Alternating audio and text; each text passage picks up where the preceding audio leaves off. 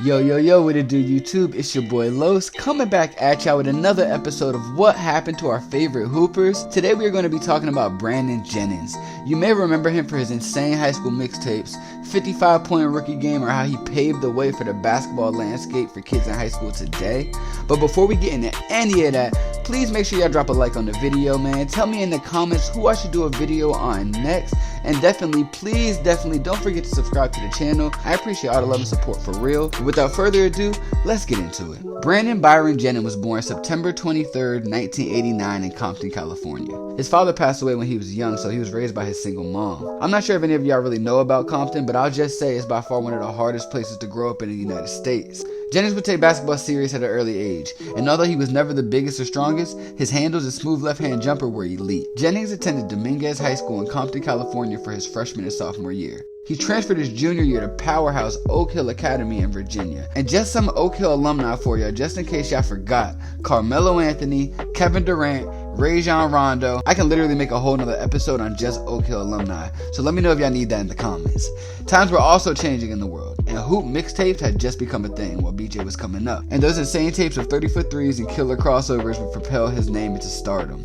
In his last year of high school, Jennings averaged 35.5 points a game. And y'all gotta remember this too, man. He is 6 foot, 160 pounds, playing a national schedule with other legitimate stars, putting up 35 points a game. This crazy senior year would see Brandon Jennings as one of the most decorated high school basketball players of all time. He finished as the 2008 Naismith Prep Player of the Year and the 2007-2008 Gatorade Player of the Year. Before Brandon's junior season had begun, he had made a strong verbal commitment to USC.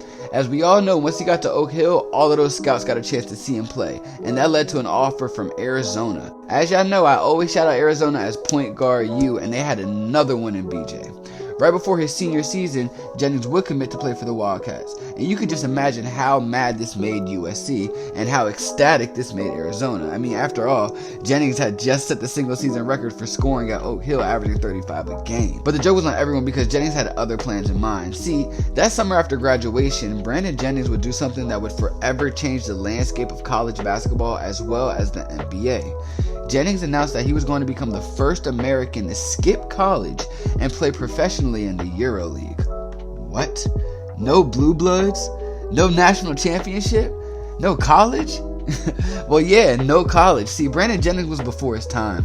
The NBA requires players to be at least 19 years old and 1 year removed from high school before entering the league, meaning that Jennings could not enter the 2008 draft. The reason I say he was before his time is because the thought process Brandon Jennings was using at the time was next level. See, Jennings said his goal was to play in the NBA, and that playing overseas instead of at an American college could be his best route to gain experience and make money until he was eligible to join the NBA. See, now today we see the G League opening their doors for these same type of players. We saw LaMelo play overseas instead of college. We've seen Jalen Green skip college to go play in the G League and get some reps. So as we can see, Brandon Jennings set the tone for everything we see today. After his senior year at Oak Hill, Jennings was signed with La Monica Roma for $1.65 million guaranteed, along with Under Armour giving him a $2 million shoe deal. Like, what? You was just broke as hell in Compton, California. Now you just came up $3 million? Like, he obviously made the right decision. I don't care what anybody says. He definitely made the right decision. And I know everyone remembers those Under Armours, man. I had 2 pair of Bloodlines myself. I love them shoes. He kind of brought the low top into the game too. See, people not giving Jennings his credit. His first season, he would average 6 points, 2 assists, a rebound, and a steal,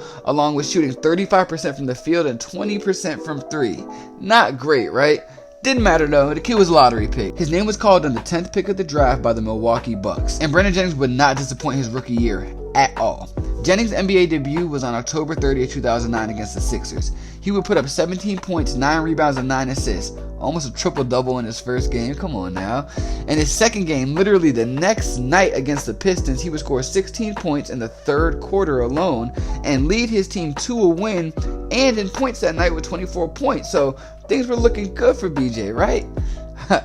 Not even close. But as we would soon find out, Jennings was just getting started, because literally 2 weeks after this, in just his 7th game, he scores 55 points on the Warriors. But peep this, He was scoreless in the first quarter. Jennings erupted for 29 points in the third quarter. Just listen to the Bucks' history he set that night. He broke the team record for most points by a rookie previously set by Kareem Abdul-Jabbar in 1970, and it was the most points scored by a rookie since Earl the Pearl Monroe scored 56 in 1968. He became the youngest player to ever score 55, collecting the second highest total for a player under 21 behind King James, who had 56 points in 2005. And the second most points scored by a Milwaukee Buck since Michael Redd had 57 in 2006. Man, to do all of that in one night, that's a good ass night if you ask me. Jennings would continue to play that way, finishing the year averaging 15-5 as well as leading the Bucks to the playoffs for the first time in 4 years. He would pick right up where he left off the season before by getting a 20-10-10 triple-double opening night against the Bobcats. Y'all remember the Bobcats? He was playing great and looking like a potential all-star until December 15, 2010.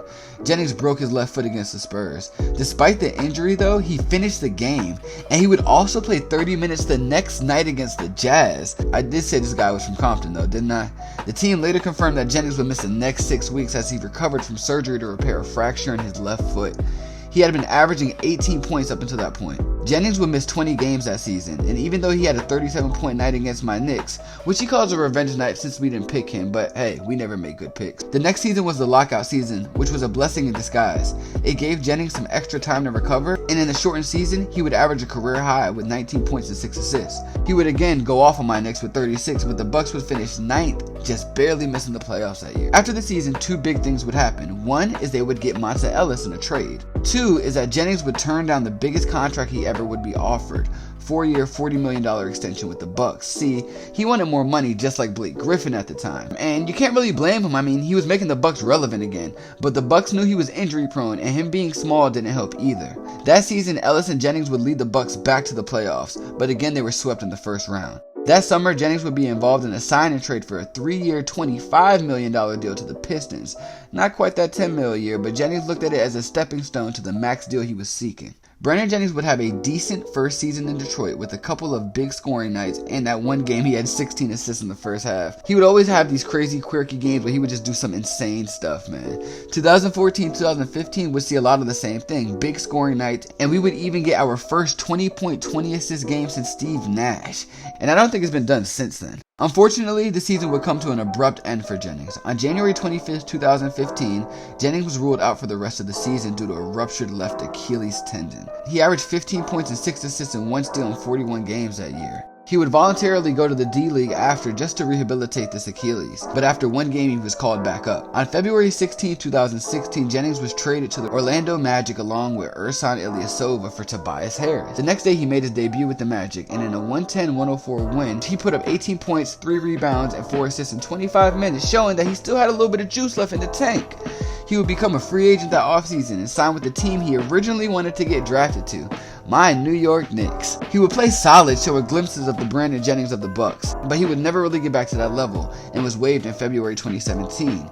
He was signed with the Wizards just a couple days later, and this would be the last full season we ever saw from Jennings in the NBA. The next season, Jennings would announce that he accepted a 1-year, $1.5 million deal to play with the Shanghai Dragons of the CBA. On December 9th, 2017, he was released by that same team, and I'm not sure why, but I think Brandon was not really feeling the coaches.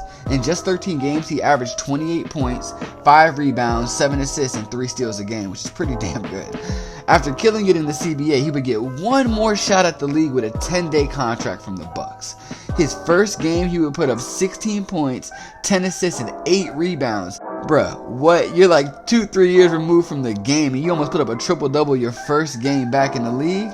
That's insane. He would earn another 10-day contract before the Bucks would eventually waive him. He would make his return to Europe for the 2018 year, signing with the Zenit St. Petersburg of the VTB United League. Just 2 months after signing this contract, Jennings was released. Fishy, right? Well, I think I found the answer. He was fired just days after an Instagram post he made stating, "Hey, Lesson in life: I will never play for a team and the dad is coaching his son. Never again. And you know, I kind of feel what Brandon Jennings is saying here. I've only seen this happen and work one time, and that was Doc Rivers and Austin Rivers. And even Doc was like, hey bro, I'm gonna give you some money, but you're gonna have to get on. This would be Jennings' last professional season. It sucks I had to end this way, but let's give him his due. He was a pioneer for the way college basketball and NBA prospects are making decisions today, as well as the guy who gave Under Armour basketball a name in the basketball world. I think he may also be the first person to introduce low tops as a customary shoe as well. Don't quote me on that, but from my experience, I wasn't really seeing low tops until I seen the Bloodline Under Armours that BJ came out with. So y'all let me know in the comments about that. He was never an all-star, just a guy who can give you 50-something at 6 feet, 165 pounds. Sounds like someone, huh? But serious injuries and the lack of the right situation really hindered what could have been an all-star career. Let me know what y'all think about Brandon Jennings in the comments, man. Before y'all go, please drop a like on the video. Tell me in the comments who I should do a video on next. And definitely don't forget to subscribe to the channel. I appreciate all the love and support. This has been another one with your boy. And just like that, we out.